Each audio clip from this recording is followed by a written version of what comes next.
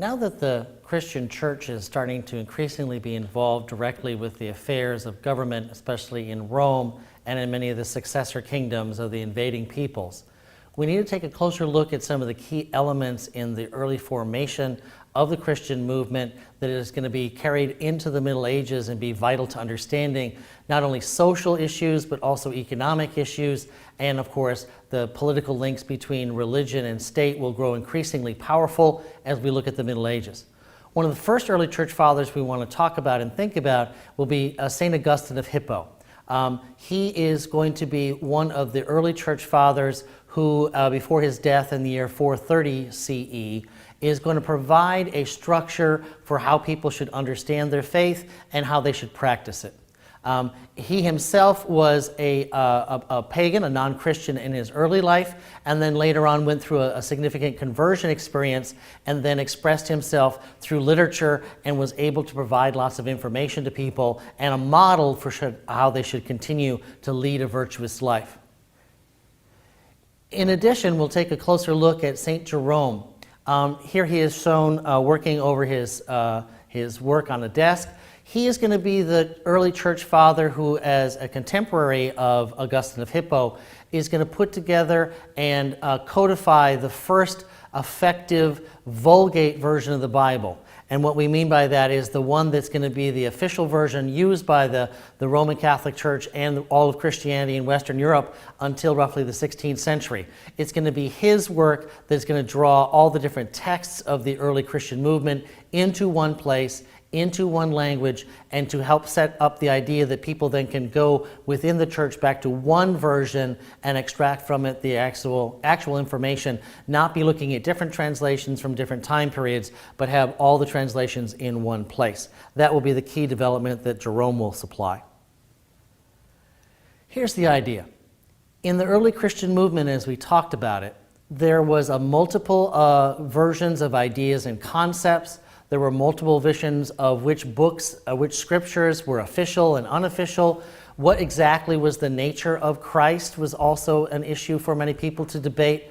As we talked about the Nicene Creed, you may have read that the church had come to the conclusion that the Christ figure was both man and God at the same time in the same place. There were other people within the Christian movement who believed that the Christ figure was just a man, like an inspired prophet from the ancient Hebrew understanding. And there were others who saw the idea of Christ as a true God that would not pollute itself by becoming a mere human, but instead was almost as if it was a hologram or a ghost where people could see the Christ figure, but it was not really there as a human. So those three ideas were in competition. They still are in competition amongst many different Christian groups in the world today, but the Council of Nicaea tried to settle the differences in 325.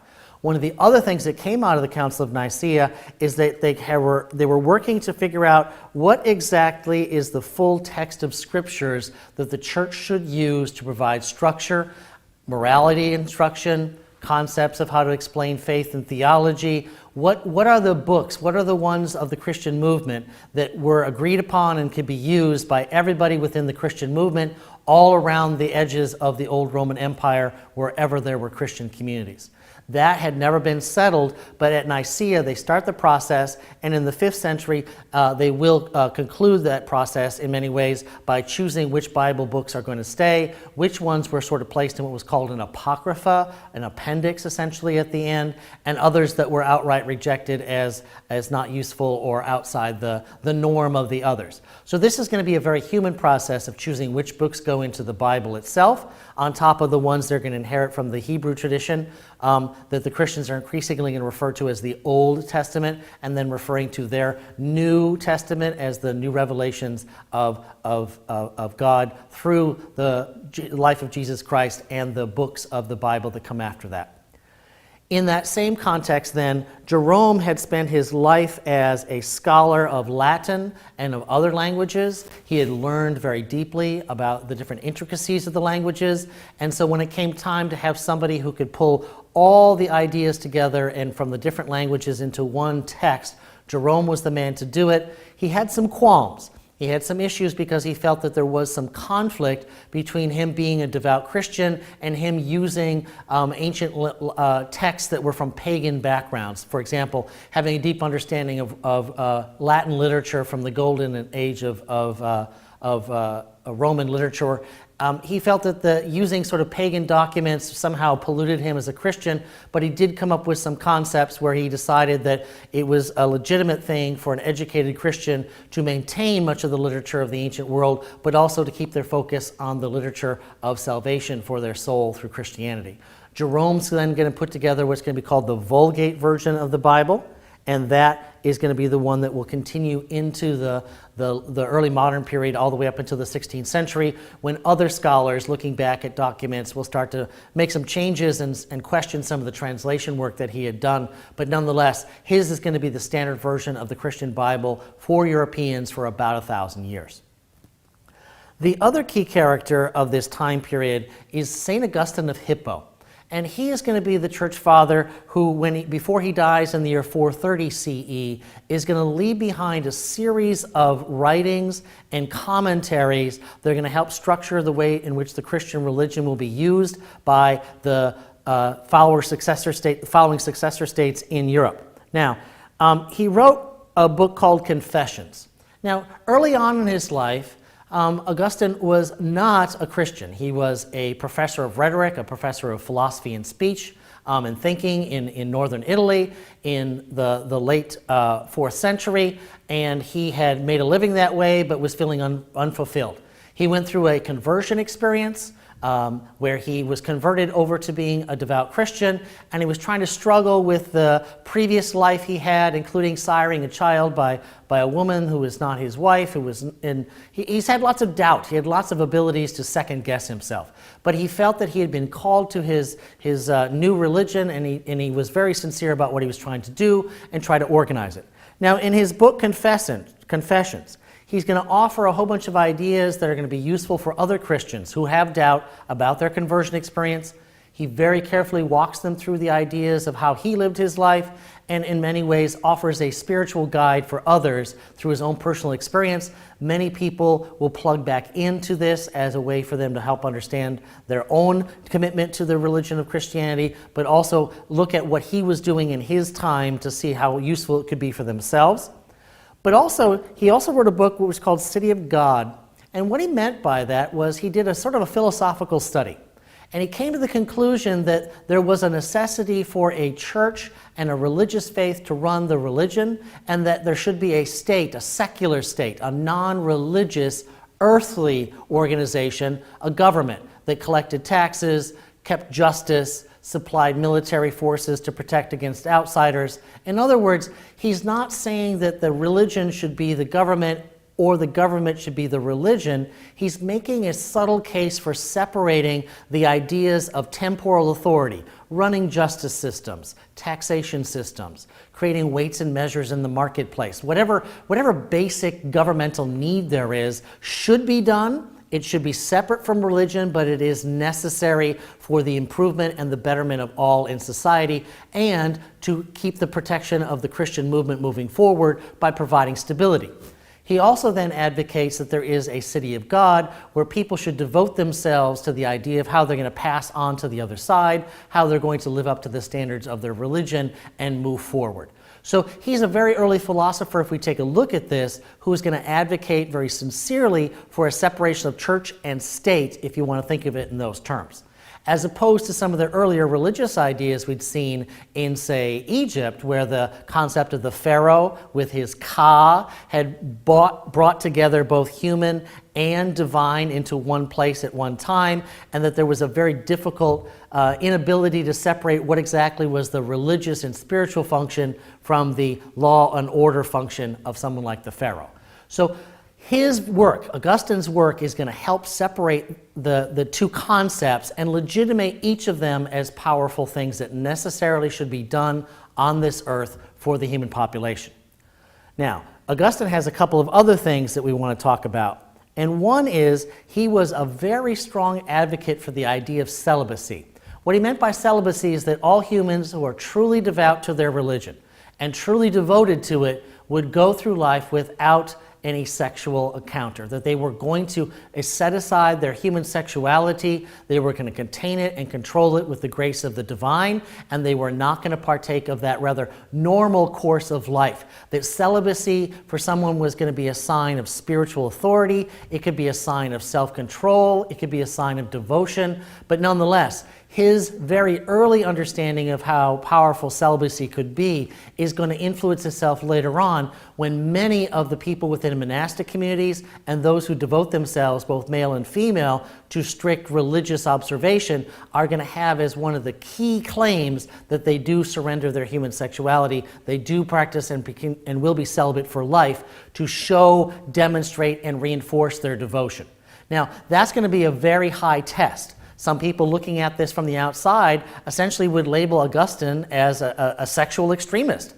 He's essentially saying that the only kind of useful sexuality will be between a man and a woman and only for procreation.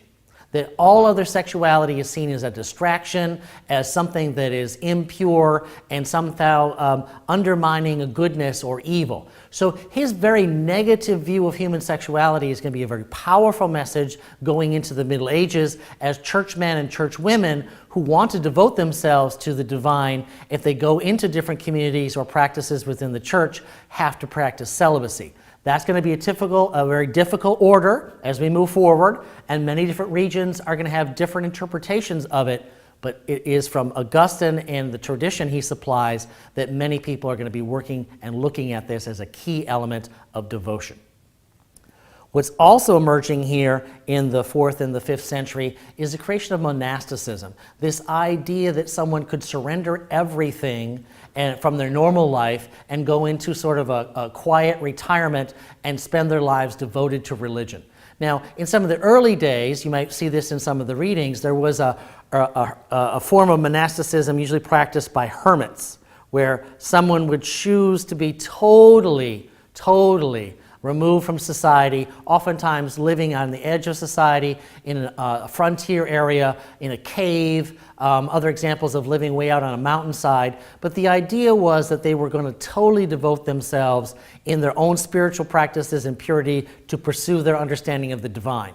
Later, many of those are going to be co-opted and taken into a larger monastic community, which will lead, especially by about the time period of the 500s, into the creation of a specific kind of monastic community that will be under the rule of Saint Benedict. And Saint Benedict of Nursia is a early proponent of the ideas that you can take and you can erase the old man and replace him in a community where he is going to be by himself, but then be part of a larger group, all dedicated to the same idea, pursuing the best of the divine. So we're going to start to have a change in monasticism. The individual, the hermit kind of monastic is going to be less and less likely to be used in the early Middle Ages, and more from the 6th century forward, St. Benedict of Nursia's idea of the Benedictine rule, he's going to create a specific rule to run monastic communities where there's going to be very close conversations about how much sleep one is supposed to have, how much work they're supposed to do, their devotion during the day, how they live their lives. It's going to provide a structured monastic community for both men and later on women too, to express themselves religiously in large groups, but usually cloistered. What we mean by cloistered is behind walls, set aside from normal society, not usually interacting on a daily basis in normal neighborhoods or normal activities in a city or a countryside. These monastic communities are going to be set aside and set apart. The last development here in this area is the growing idea of what's called Petrine supremacy. Now remember, the Christian church early on did not have strict understanding of who was in charge of what and how and why. They did start to create ideas like bishops, who are going to be usually elite men who are learned, who will be giving the laity or the people of the church, as well as the priests who are leading churches, directions and ideas, information, education on what a true Christian community is like. That structure had not been like hyper-organized, and there had been some religious ideas where they're going to start to break the church down into what are called dioceses These were the old part of the Roman Empire. This is an old administrative unit. And now, increasingly, what's going to happen is the Christians are going to take the idea of a bishop controlling a diocese, which is an old Roman idea of authority, but it's going to stick. They're going to start to mimic some of the structure of the Roman government and how they're going to run the church. The idea of Petrine supremacy is this: who's in charge of religion? In all the societies we've studied so far, there's been various priesthoods, there's been the pharaoh, there's been, they say the god Shamash offering information to Hammurabi for his code. There's been lots of different ways in which the idea of who's in charge has been placed.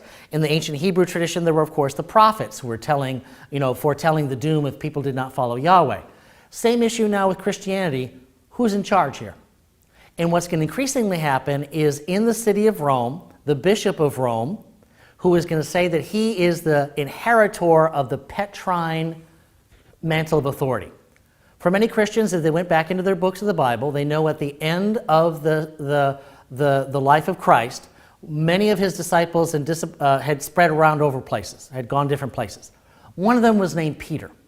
Peter, in several different Bible verses and passages, is pointed out to as sort of the next one to lead the movement. The next one who should take the place of Christ now that Christ is gone in the Christian tradition.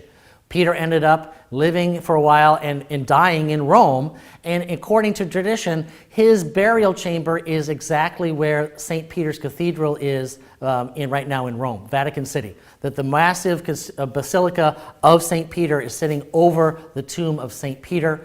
That gives the moral authority as well as the idea of religious authority to whoever is the Bishop of Rome. This idea will be growing.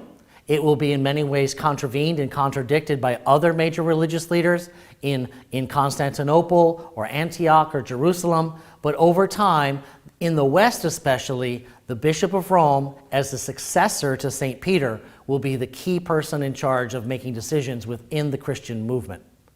Be sure to read carefully through your text to find all the information on this key development of Christianity topic. And then, of course, do take a look at some of the sample questions to double check your knowledge.